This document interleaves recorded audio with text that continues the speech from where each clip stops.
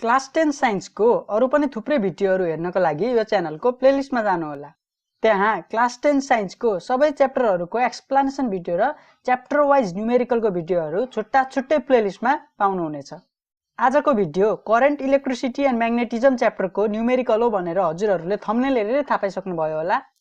यो न्यूमेरिकल चाहिँ current electricity and magnetism च्याप्टरको एक्सप्लेनेसन भिडियो बनाउँदाखेरि मैले त्यहाँ इन्क्लुड गरिसकेको थिएँ र अहिले चाहिँ त्यहीबाट झिकेर अर्को सेपरेट भिडियो बनाइदिएको हो हजुरहरुलाई न्यूमेरिकलको मात्र भिडियो हेर्न सजिलो होस् भनेर। The number of turns in the primary winding of a certain transformer is 150 times more than that in the secondary winding. Calculate the input EMF in the primary winding if the EMF generated in the secondary winding is 220 volt AC. यो question राम्ररी पढेर एकचोटी बुझ्ने प्रयास गर्नुपर्छ। The number of turns in the primary winding of a certain transformer is 150 times more than that in the secondary winding. 150 चोटी चाहिँ primary वाइन्डिङमा छ भनेको छैन यसमा प्राइमेरी वाइन्डिङ चाहिँ नम्बर अफ टर्न्स भनेको 150 मोर छ सेकेन्डरी वाइन्डिङ भन्दा। सेकेन्डरी वाइन्डिङ भन्दा चाहिँ 150 टाइम्स मोर प्राइमेरी वाइन्डिङ छ भने यसमा लेट गर्नु पर्यो सेकेन्डरी वाइन्डिङ। सेकेन्डरी वाइन्डिङलाई सपोज x लेट गर्दियौं भने प्राइमेरी वाइन्डिङ हुन्छ 150x। त्यस्तो गर्दाखेरि सेकेन्डरी भन्दा प्राइमेरी 150 टाइम्स धेरै भयो। अनि calculate the input EMF in the primary winding if the EMF generated in the secondary winding is 220 volt AC। यसमा चाहिँ सरासर दिएको छ सेकेन्डरी वाइन्डिङमा निस्केको EMF जेनेरेटेड भनेको 220 भोल्ट छ अनि प्राइमेरी वाइन्डिङमा कति हुन्छ भनेर सोधेको छ। यति भनेपछि क्वेशन त बुझ्नु भयो होला। यदि छैन भने अब सल्भ गरिसकेपछि राम्ररी बुझिन्छ। गिवन लेखौं अब solution given number of turns in secondary winding यसलाई मान्दिम N2 is equal to x।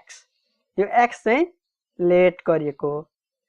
अघि मैले भनिसके सेकेन्डरी वाइन्डिङलाई किन x मानिएको भन्दा अनि फेरि number of turns in primary winding N1 is equal to 150x। अगाडि सेकेन्डरीमा x भयो भने प्राइमेरीमा 150x हुन्छ। यति त भइहाल्यो। अब अर्को दिएको छ गिवनमा output EMF V2 is equal to 220 volt. यसमा आउटपुट भोल्ट दिएको छ 220 भोल्ट। इनपुट भोल्टेज निकाल्नु पर्ने छ भने input EMF V1 is equal to what. We have V2 divide by V1 is equal to N2 divide by N1। यो formula त मैले भनिसकेको छु। V2 भनेको सेकेन्डरी भोल्टेज, V1 भनेको प्राइमेरी भोल्टेज। अघि गिवनमा लेखिसकेको छ फेरि भन्नु पर्दैन मैले। अब यसमा के निकाल्नु पर्ने छ? यसमा निकाल्नु पर्ने छ इनपुट भोल्टेज भनेपछि V1 निकाल्नु पर्ने छ भने V1 लाई लेफ्ट ह्यान्ड साइडमा राखिदियौ अरु सबैलाई राइट ह्यान्ड साइडमा लगिदियौ भनेपछि V1 is equal to V2 into N1 divide by N2 यति हुन्छ। यो क्रस मल्टिप्लाई गरेर निस्केको हो। जे निकाल्नु पर्ने छ त्यसलाई एक्लै बनाइदियौ लेफ्ट ह्यान्ड साइडमा अनि बाँकी रहेको सबैलाई राइट ह्यान्ड साइडमा पुर्याइदियौ। V2 into N1 divide by N2 भयो। अब यो यसको सबै भ्यालु हाल्दियौ गिवनबाट। V2 भनेको 220 दिएको छ 220 इन्टु N1 भनेको 150x दिएको छ 150x डिवाइड बाइ N2 भनेको x दिएको छ। यसमा लेख्दियौ x। अब यो माथि न्युमेरेटरको x र डिनोमिनेटरको x काट्यो। x काटिसकेपछि बाँकी रह्यो is equal to 220 into 150। 220 into 150 क्याल्कुलेटरमा गर्ने हो भने लेखिन्छ 33,000 भोल्ट। अब मैले ट्रान्सफर्मरको बारेमा भनेको कुराहरू यसबाट अझै राम्ररी बुझाइदिन्छु म। ट्रान्सफर्मरमा मैले भनेको थिएँ स्टेप अप ट्रान्सफर्मरमा प्राइमेरी वाइन्डिङ भन्दा सेकेन्डरी वाइन्डिङ धेरै हुन्छ जस कारणले गर्दा सेकेन्डरी भोल्टेज पनि प्राइमेरी भोल्टेज भन्दा धेरै निस्किन्छ। अनि स्टेप डाउन ट्रान्सफर्मरमा चाहिँ सेकेन्डरी वाइन्डिङ कम हुन्छ जस कारणले गर्दा सेकेन्डरी भोल्टेज कम निस्किन्छ प्राइमेरी भन्दा। अब यसमा हेर्दाखेरि यो क्वेशनमा हेर्दा स्टेप अप ट्रान्सफर्मर हो कि स्टेप डाउन ट्रान्सफर्मर हो त? यसमा number of turns in primary winding थियो 150x अनि number of turns in secondary winding थियो x। यसको मतलब प्राइमेरी वाइन्डिङमा नम्बर अफ टर्न्स धेरै रहेछ सेकेन्डरी वाइन्डिङ भन्दा भने यो स्टेप डाउन ट्रान्सफर्मर भयो किनभने प्राइमेरी भन्दा सेकेन्डरी कम छ। यसको मतलब यसको भोल्टेज पनि इनपुट भोल्टेज भन्दा आउटपुट भोल्टेज कम हुनुपर्छ। हामीले निकालेको पनि ठिकै छ।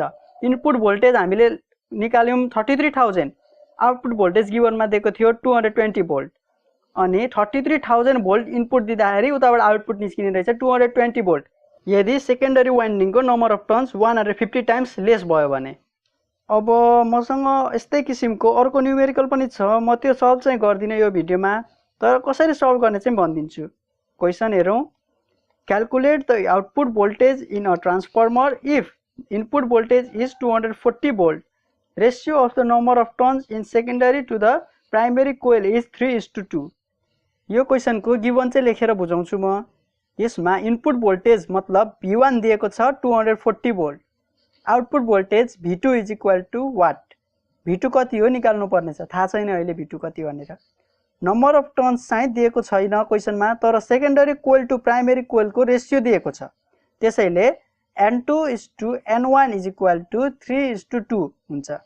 यसको मतलब N2/N1 इज इक्वल टु 3/2 भयो। अब यति थाहा भएपछि फर्मुला लगाएर आउटपुट भोल्टेज निकाल्न सकिन्छ। अरू पनि थुप्रै क्लास 10 साइन्सको भिडियोहरू हेर्नको लागि यो च्यानललाई सब्स्क्राइब गर्नुहोला र भिडियो मन पर्यो भने लाइक गर्नुहोस् र मलाई इन्स्टाग्राममा पनि फलो गर्नुहोला, भुवन गुरागाई 25 मा। लिङ्क डिस्क्रिप्सनमा पनि छ। धन्यवाद।